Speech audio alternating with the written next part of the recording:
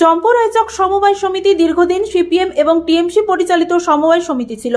এখানে প্রায় 2000-এরও অধিক মেম্বার বর্তমান। বিগত 2023-24 আর্থিক বর্ষে প্রায় 2 কোটি টাকা সমিতির বোর্ড এবং ম্যানেজার মনীন্দ্রনাথ ভূঁইয়া আত্মসাৎ করে। সমস্ত মেম্বার তাদের জমাকৃত টাকা ফেরত চাইতে গেলে টাকা ফেরত দিতে পারছে না।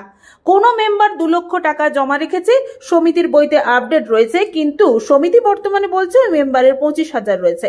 এরকম অনেক দুর্নীতি হয়েছে। শাসক দলের নেতাদের নির্দেশ অনুযায়ী দুর্নীতি ঢাকতে রামকৃষ্ণ বর্মনকে নতুন ম্যানেজার হিসেবে কার্যভার দেন। মেম্বারদের টাকা ফেরত দেওয়ার প্রতিশ্রুতি বারবার দিয়েও টাকা ফেরত না দেওয়ার সমস্ত মেম্বার ক্ষিপ্ত হয়ে সমিতি ঘেরাও করে। আসলে আমরা ওই সমিতিতে অনেক বিশ্বাস করে কিছু কিছু সঞ্চয় করেছিলাম, মানে অল্প অল্প। আমরা তো প্রচণ্ড বড় লোক না, আমরা গরিব মানুষ, অল্প অল্প করে টাকা ওখানে জমাচ্ছিলাম। সেই টাকাটা কয়েক বছর জমানোর পর যখন আমাদের প্রয়োজন হলো, আমরা চাইতে গেলাম, সেই টাকাটা আর পাচ্ছি না, বলছে নেই। আমরা দিনের পর দিন যাচ্ছি, কিন্তু ওখানে আর টাকাটা আমরা এত কষ্ট করে জমিয়েছি, কিন্তু ওই টাকাটা আর আমরা ফেরত পাচ্ছি না। আচ্ছা, আপনার কত টাকা? আমার প্রায় 22-24 হাজার মতো টাকা। আচ্ছা আচ্ছা, ঠিক আছে। বাড়ির কত টাকা আপনার বলছিলেন? আরও আছে অনেকের, আমাদের তো আছেই, আমাদের নিজস্ব 22,000 কত একটা টাকা।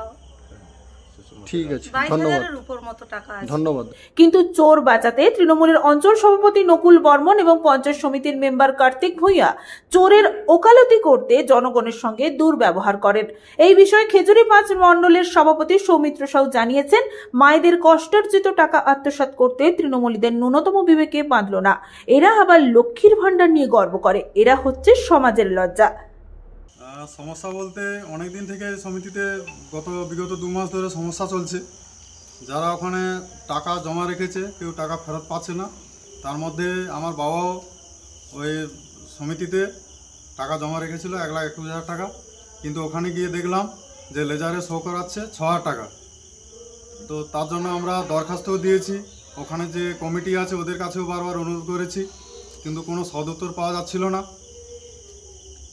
আর বাবা অসুস্থ থাকার জন্য আমি আজকে গিয়েছিলাম, কিন্তু গিয়ে দেখলাম যে ওরা কোনো সদুত্তর দিচ্ছে না। আমি শুধু একা নয়, কয়েক হাজার সদস্য ওখানে এসেছিল, যাদের টাকা এভাবে ওরা পূর্বতন বোর্ড যারা ছিল তৃণমূল। কি মনে হচ্ছে টাকা কারা আত্মসাৎ করেছে? টাকা আত্মসাৎ ম্যানেজার এবং যে পূর্বতন কমিটি, অর্থাৎ তৃণমূল পরিচালিত যে কমিটি আছে, ওরা যত সময় টাকাটা আত্মসাৎ করেছে।